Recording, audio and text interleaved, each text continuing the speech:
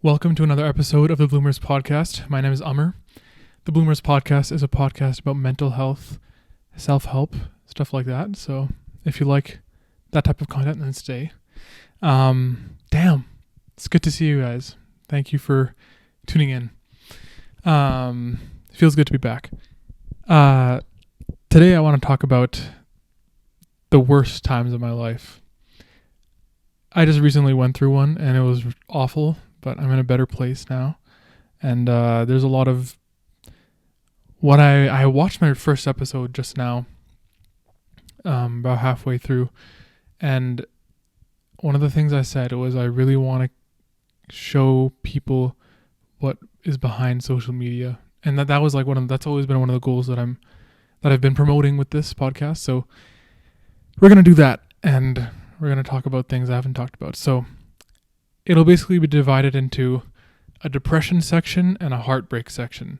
So heartbreak is a juicier one. So if you like that type of stuff, then go to the end. But okay, we'll get right into it. So basically, I was studying at the library. All right, we're going to get into the depression one first. I was sitting in the library. It was December 2nd, and I'm getting this weird feeling, the feeling the day before you get sick.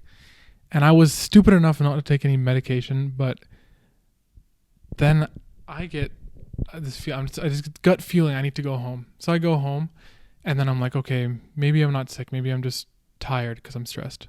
Studying for finals, by the way, so it was kind of, that time. I wake up the next day. My head's hurting, and I'm really hungry, but I brush it off. And then next day comes, there's a fever now. There's no cough. It's just a fever, right? And we're going. And then on the Friday, my mom leaves on a flight and my dad also leaves on a flight. But this is where it gets really, really bad. I'm alone now, home alone, all right, in a 3 or 2-story house. And I have a fever. And it feels like I'm dead every day. So basically, let me describe to you. This lasted from December 2nd to December 16th. I had a 2-week fever. So I wake up in the morning. First thing on my mind, I'm in pain. All right? It's crazy, dude. And first thing I'm thinking is I need to take Advil to get this fever down. And I'm shivering, like that's how the fever goes up. So I sit up from sleeping. I'm dizzy. I'm in pain. You know what it's like when you're playing a video game, and the character's shot, and you're walking around with that character. That's what this felt like. So I get up. I'm walking around. I'm dizzy. It feels like I'm holding my gut because I've been shot in the stomach with a freaking shotgun.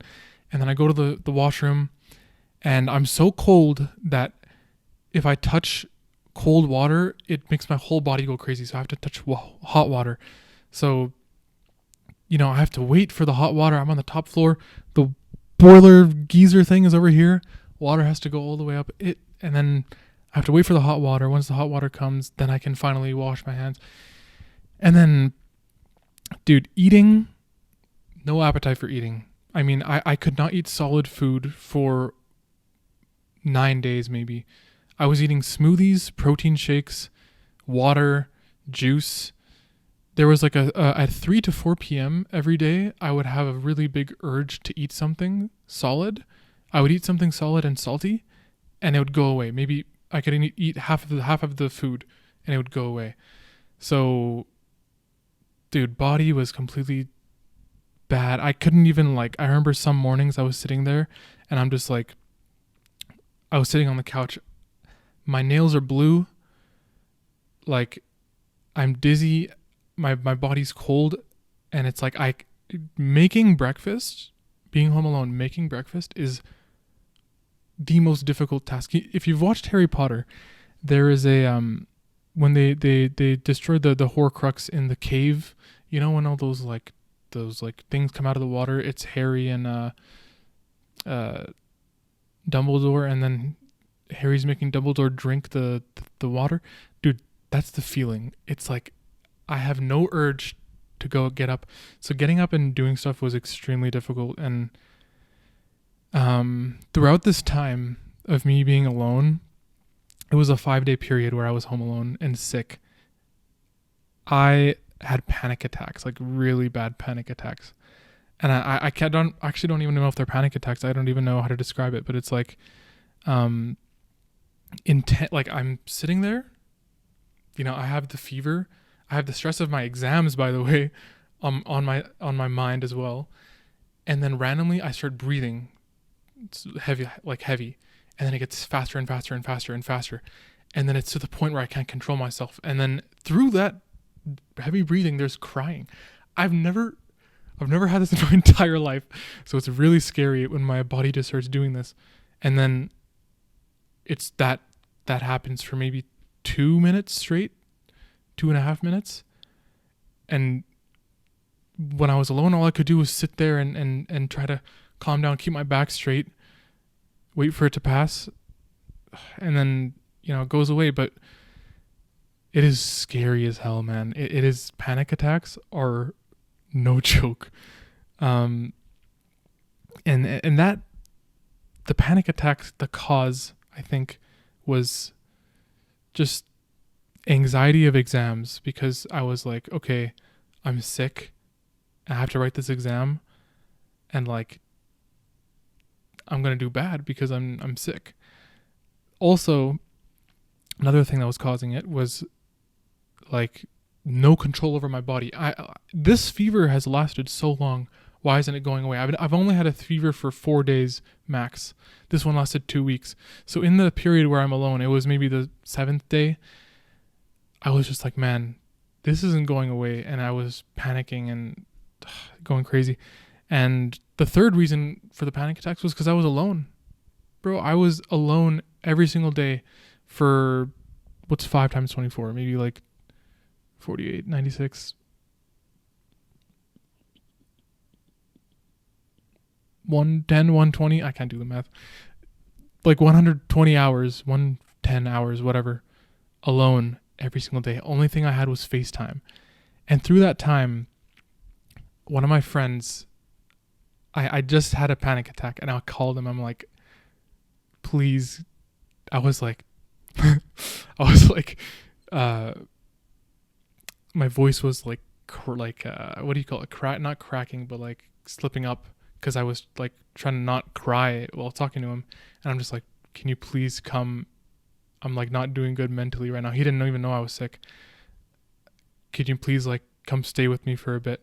So that was like a temporary relief of like someone being here with me, like another physical presence. Because I don't know about you guys, but I can't be alone. I really don't like being alone. It's something that I just don't like. I can't live alone. I don't like alone time too much.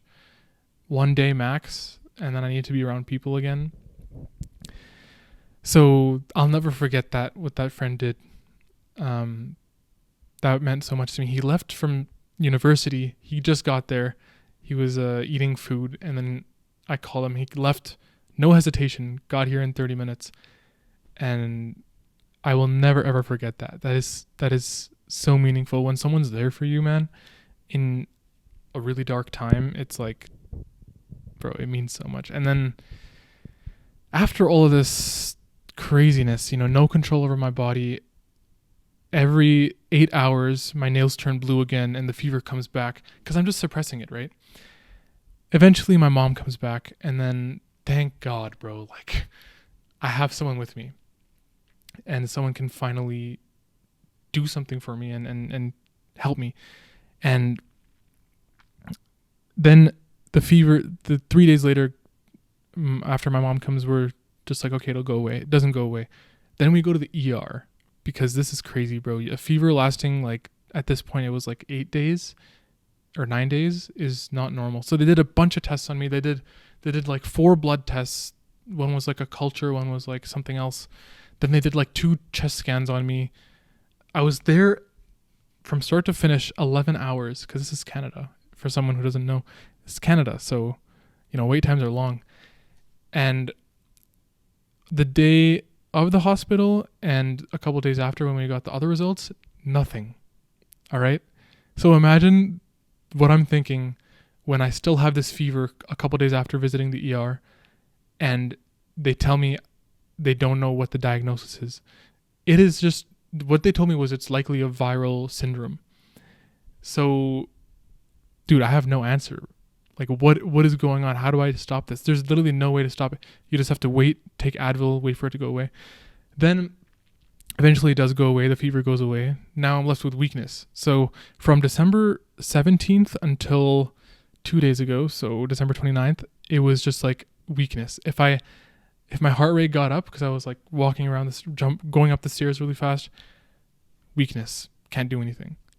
Crazy. This, and it doesn't fit the definition of depression, but it was damn near close because I was extremely sad. I cried every single day because I'm having these crazy panic attacks. I'm alone. It literally felt like no one was going to help me, bro. And I genuinely at one point, I was sitting on the couch upstairs studying for my midterm or my final. And then I was just like, bro, what if next week and the week after this is still here and I get admitted to the hospital and I die? It was like that low. And death is something that I think about a lot, but like this was like, because it's never ending. And that was crazy, man, you know. But at the end of the day, I'm like, what is this? What did I learn from this?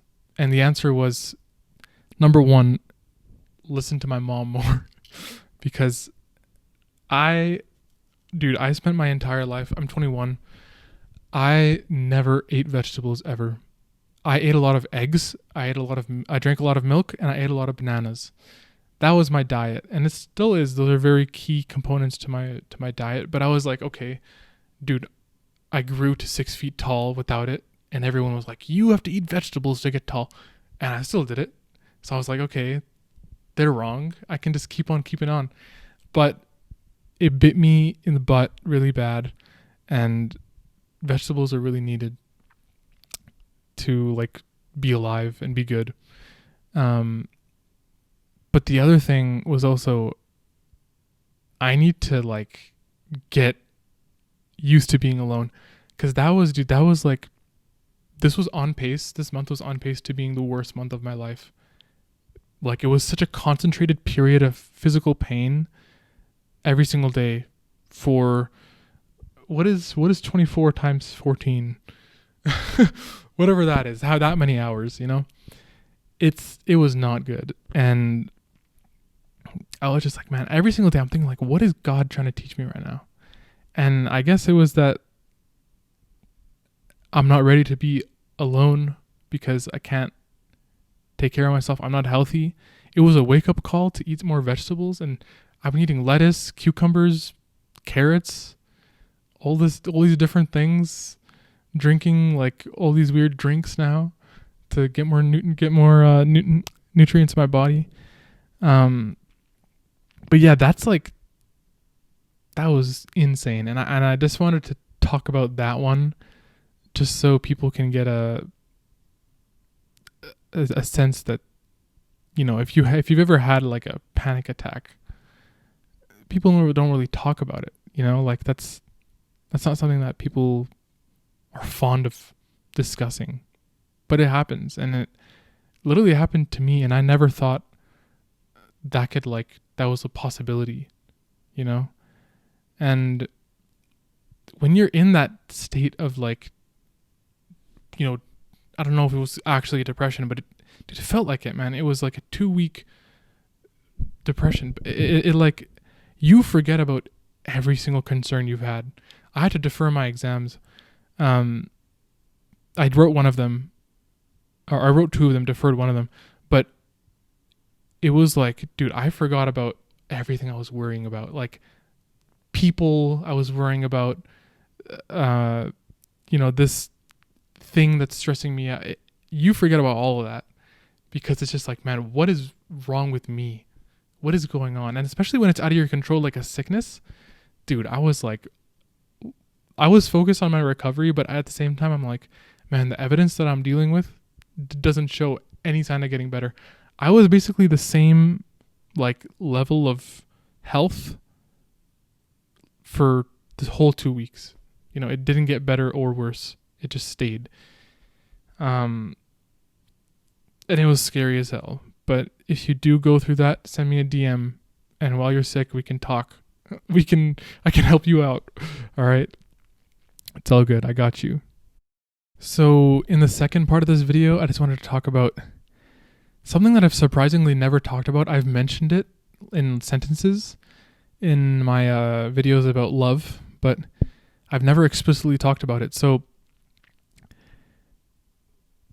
it's about a really bad heartbreak that I had when I was 16 years old. So I'll start from the very beginning. I had a really long depressive episode from September 2018 to December 2019. So that's about 16 months.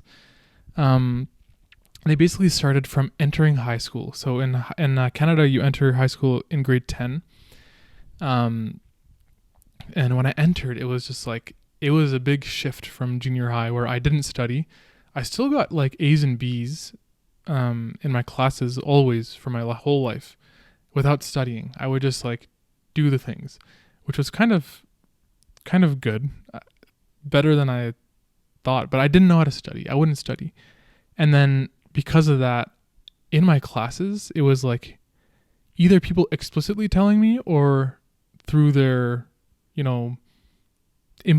were implicitly telling me that I was stupid and that, I'm dumb, which I guess I was, but, to a 15-year-old who just doesn't have emotional intelligence, you kind of don't know how to control taking in other people's opinions. So I would let all of that get to me, and I had two of my best friends actually, who were with me, but again, no emotional depth or conversation ever. It was just like fun. But they were still my best friends. We talked about stuff, but I didn't ever open up to them. And then this basically continued. I was good at nothing. All right. I sucked at everything. And I have a really good way of like masking what I'm going through at the time and like not projecting it onto anyone like directly. So throughout those times when I look back on videos, I'm completely normal, but like inside there's a lot of just trying to be cool and be accepted by other people instead of being like cult stupid, and like people look at me and they're just like, yeah, that's the kid who like almost failed math 10. So that continued for a long time, and then a lot of the being accepted part was like, okay, you know what? A man has a girlfriend. This is how men are. And always for my whole life, it was like, dude, men don't cry and men don't talk. And that's what kept me down and like not talking to people, and it kept everything in, and it made me sad. And when I created this podcast in my head, it was back then in that point. So it's kind of good that happened in hindsight. But anyways, then I was like, okay, girlfriend, that matters a lot. That will make me better, and people will like look at me better. So then that happened, and then I started talking to this girl, and we both didn't live in the same city, but we would call a lot, and eventually we start talking, and I'm saying things to her, she's saying things to me. It's the first time ever hearing like really good things from a girl about me that I find attractive, and it seems all really, really good. And then about a month, not even a month, maybe like 3 weeks in, she says, I love you. And it's on my birthday.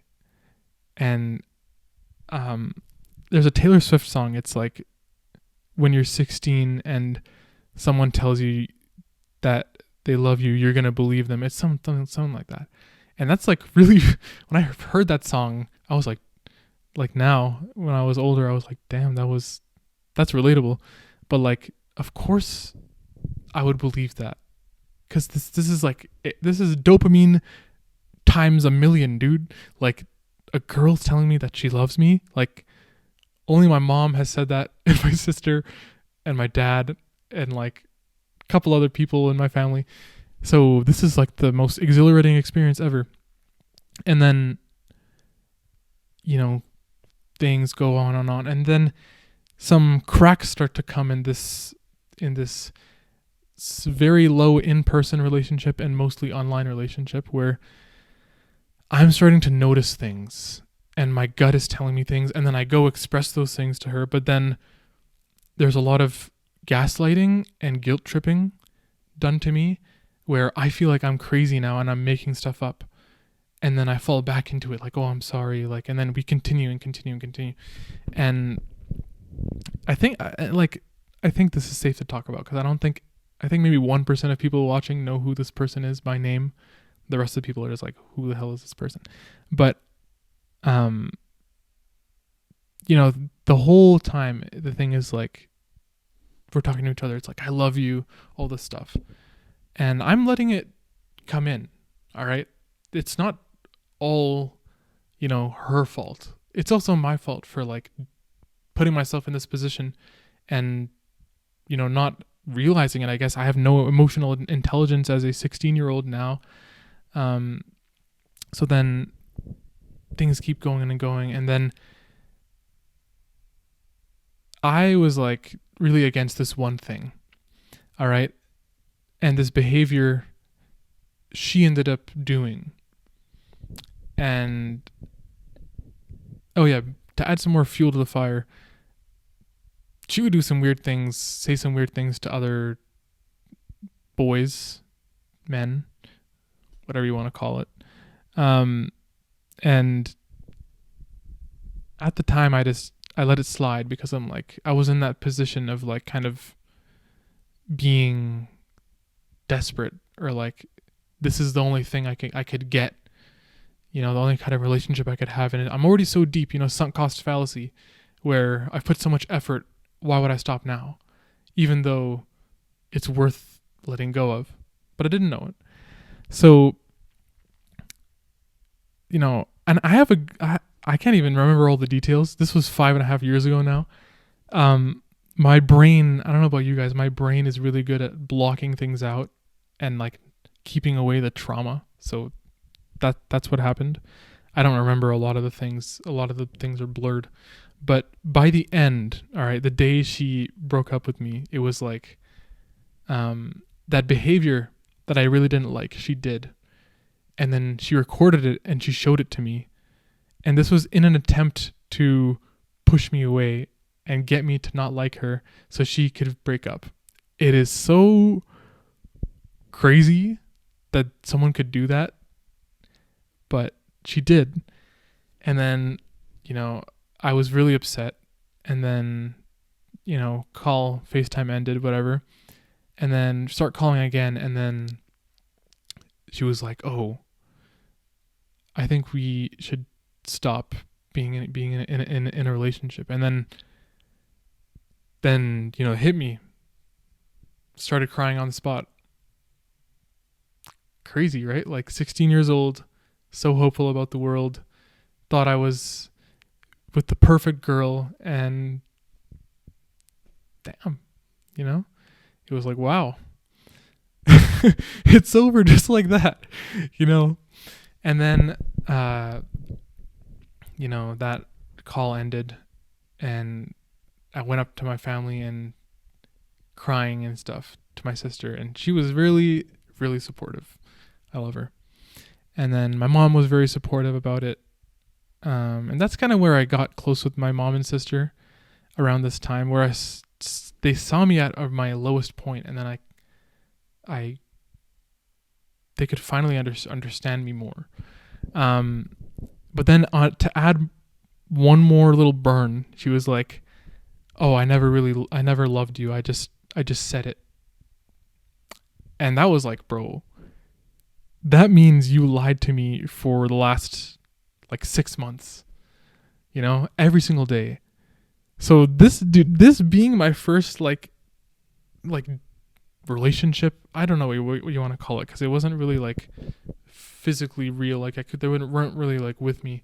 It was like really crazy, and I was definitely heartbroken because I put so much like emotional energy into this, and in hindsight, it was a really good thing. Very good thing. It opened up my eyes to so much, and it allowed me to deal with a lot of things. But yeah, that's basically that like my whole 15-year-old, 16-year-old stuff was like trying to cope with the being depressed and not being good at anything and sucking at everything. And it was like, dude, this one thing in my life is really good, and that's this girl. And then to have that taken away from you and still being bad at everything else, the day after we had that call, I'm back at square one. I'm not good at anything. It's a bad feeling, man. And especially as a 16-year-old, that's like, to be going through that, to believing believe that you're stupid every single day.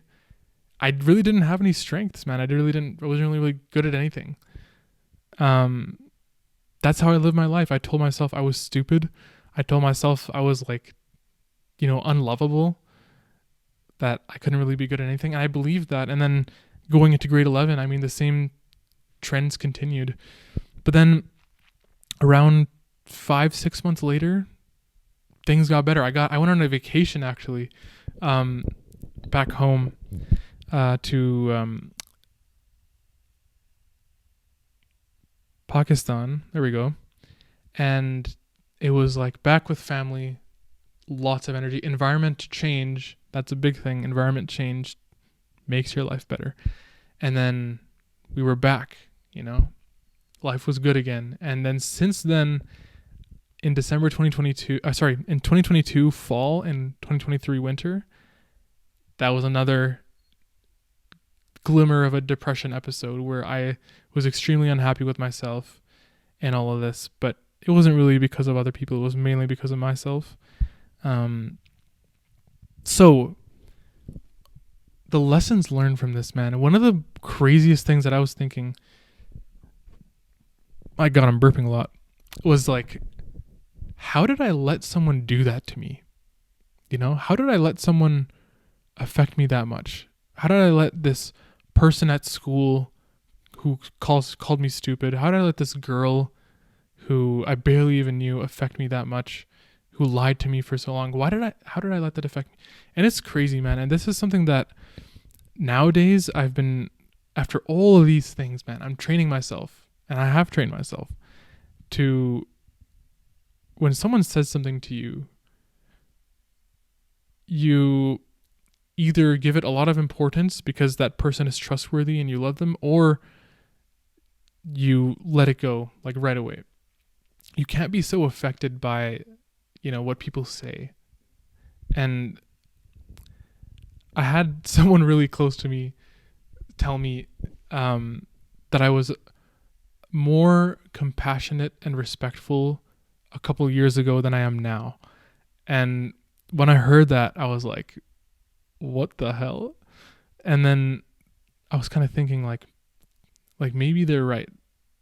Okay, this is me recording after the video, but I just wanted to say right here that the reason why I think this person said this to me is because I've been trying to be really honest and, say things to people that are honest. And that includes like being blunt and saying things off the top of my head, which I can understand this person's point, Doing that a lot means that you might say something offensive or something that will like make the person be like, whoa, why'd you say that? Because it's like, you don't really think much.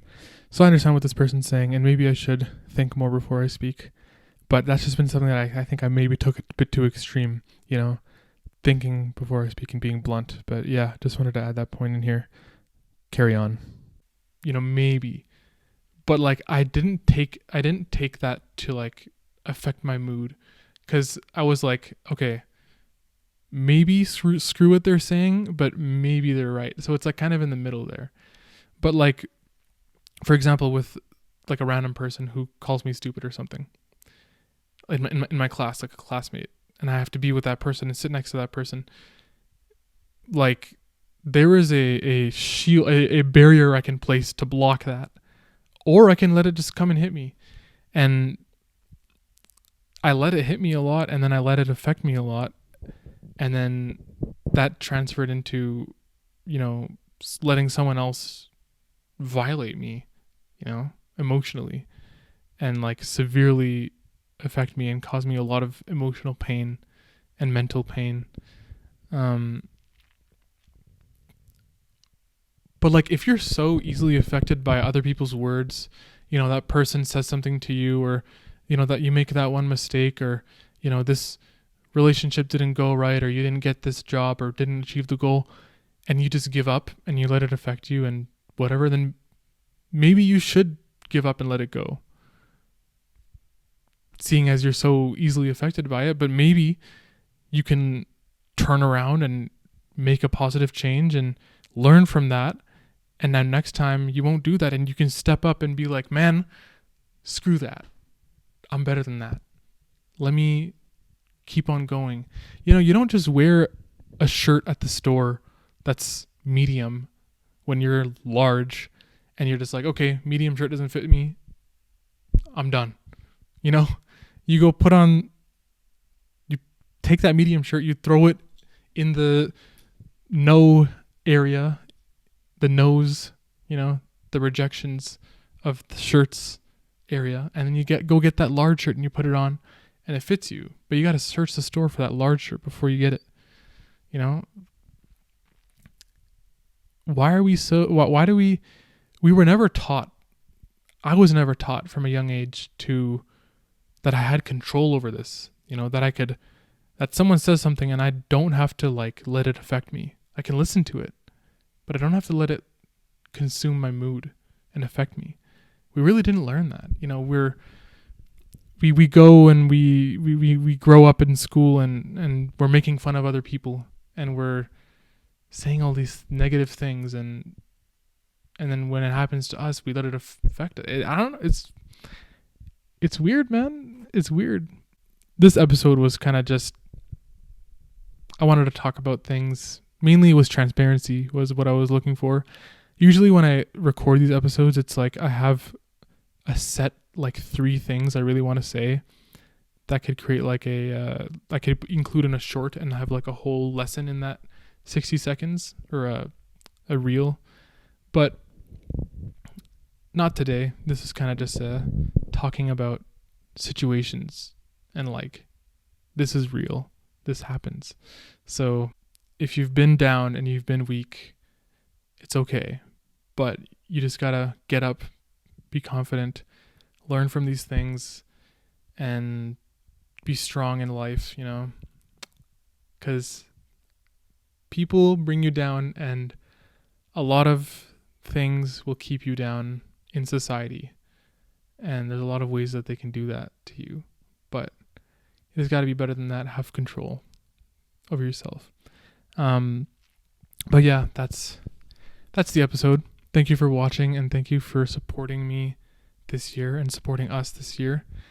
It is 3:03 a.m. on December 31st, 2024. Yeah. Thank you for watching. Let's look forward to more years together. See ya. Bye.